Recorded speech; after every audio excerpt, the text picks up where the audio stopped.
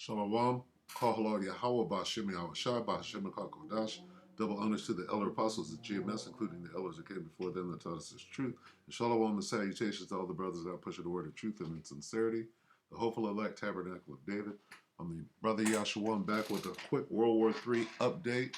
On Monday, we're going to keep it real short. We start right here at Joel 3. All right. And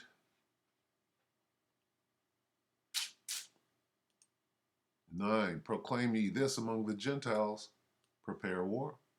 Wake up the mighty men, let all the men of war draw near, let them come up. All right.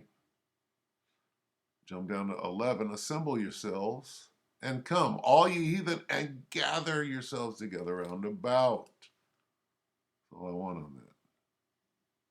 All right.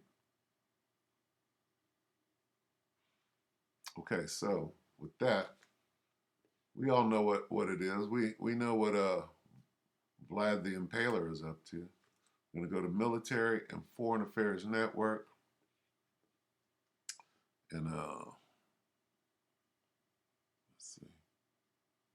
2 days ago, Ukraine and Russia on the verge of major war. All right. 4 hours ago, Russia, Ukraine on the brink. Let's listen to the voice of reason. You know what the hell this is? Okay. See what he says. Good day, everybody, and welcome to another edition of the Military and Foreign Affairs Network. I am your host, the voice of reason. Today, February 14th, 2022, we're continuing our coverage of the ongoing crisis between the Russian Federation and Ukraine. And as always, first we're going to kind of jump right into some of the mainstream media and not so mainstream media news reports that are coming out of the region, and kind of delve into and talk about some of those topics that we're looking at. So first, this is out of Metro UK. Drivers stunned into laughter passing huge Russian convoy advancing on Ukraine. Now, in this specific video, if you decide to go in and watch it out of Metro UK, what you'll see is a column of what appears to be Russian National Guard forces. So these are separate from the actual ground forces component of the Russian army. These are the forces that would be utilized to come in behind Russian army, regular ground force formations, and be utilized more of as in a counterinsurgency and or occupational type role. They also have the ability to conduct special operations tactics as well. There are units obviously based near Moscow, such as the 604th or Red Banner unit that could be deployed in some very high intensity direct action roles. So not sure if that unit has been deployed as of yet, have not heard that, but a wide variety of National Guard units are indeed being deployed in the current crisis, which is a little bit different than some of the buildups that we've seen in the past. Now, this is out of the Independent. Russia could invade Ukraine almost immediately, Truss warns. Good old Liz Truss and her vast knowledge of events taking place in Ukraine. Probably not. Let's see. What else do we have here? Let's see here. We have this is a late report that was kind of discounted, reference a potential the Ukrainian government coming out and saying that they may back away from their NATO aspirations, but that appears to be they appear to be stepping away from that rather quickly right now. So it's a conflicting report on that. Devon Live, American B-52 bomber soars over Devon as Russia-Ukraine tensions rise. The Spectre, what really happens if Russia invades Ukraine? And more U.S. fighter jets arrive in Poland. That's coming from The Hill. The Globe and Mail, Russia Parliament to discuss draft bills on Eastern Ukraine region recognition. That may become very important in what's happening, depending on what the Russian Parliament does. And obviously, that may be rubber stamped in terms of what we're looking at in terms of looking at pretext operations. Reuters, UK Johnson says Russia still has time to step back from Ukraine crisis.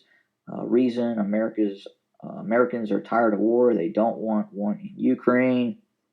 And it just kind of goes on and on and on in terms of what we're seeing as in terms of both the buildup and the possibility of direct military action. Here's an interesting one. We keep seeing this, and again, I don't know why meaning the media, keep reporting this analysis, and I think this has to do with some of the quotes that General Milley made, and I really don't agree with this analysis. How Russia may launch a lightning strike to seize Kiev, and that's from the Evening Standard. So again, let's look at that a little bit. So we do see a deployment of a fairly significant force. Deployment, gathering of the troops. All right.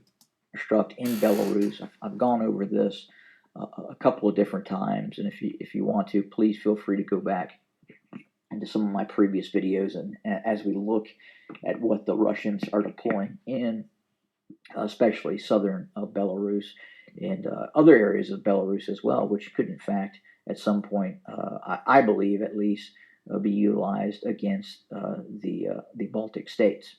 But again, we're talking about this supposed lightning drive through the areas such as Chernobyl, the Pripyat area, coming down and making a rapid advance towards Kiev. Now, Kiev is a massive city, and there are quite a few assets that the Ukrainians have put in place to defend Kiev. So an attempt to seize Kiev would be a very quick and bloody affair, and I believe that initially, and I could be wrong on this, that the Russians will try this in stages, and depending on the success of each stage of said operation, they may continue on. All right, so as you can see, this thing is moving forward, and it is what it is at this point. So let's look at carrier pigeon real quick. It's 23 hours ago. Russian warships are chasing U.S. submarine. Okay, good enough about military leaks. I like this channel. An hour ago, U.S. ballistic missile submarine headed to China's waters. So this is pretty much world war. You got South China Sea, you got Eastern Europe, you got the Valley of Yehoshaphat. 6 hours. Dozen of nations urged their citizens to leave Ukraine. Russian MiG-31s with daggers in Kaliningrad, that's in Eastern Europe. The Black Sea, U.S. to send 2 warships to the Black Sea, that's 9 hours ago. Okay. How a Sweden submarine sank a U.S. aircraft carrier, I don't understand that at all. U.S. sent 4 missile destroyers to the Russian borders. Okay, so hey, we'll see what's happening as soon as the first shot is fired.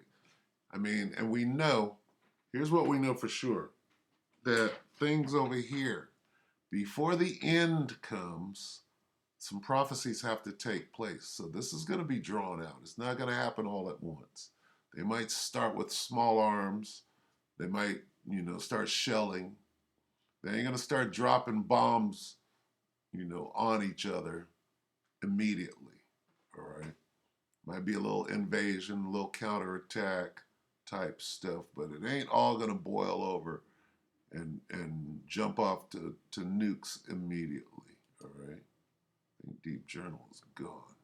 Let's see. Oh no, 9 hours. Okay. 1 day. Deep Journal is back, finally. Spanish Typhoon fighter. 5 Russian T-90 divisions. That's 2 days. U.S. 52nd 2nd Fighter Squadron. Those are planes. Okay. 48 Russian Special Ka-52 suddenly appear. Special Global Hawk quietly flying over the Russian border. Okay, let's look at secret files real quick and we'll wrap it up. Okay.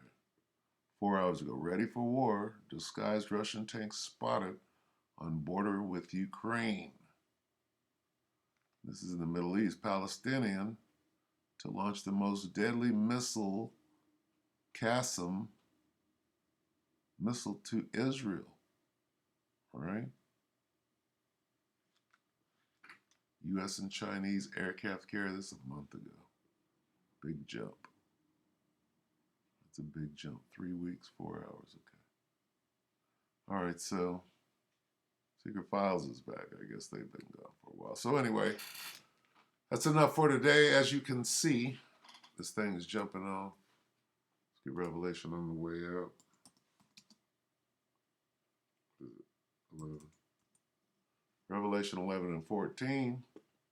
The second woe is past. That's the Second World War. And behold, the third woe cometh quickly, meaning they will declare that war very soon.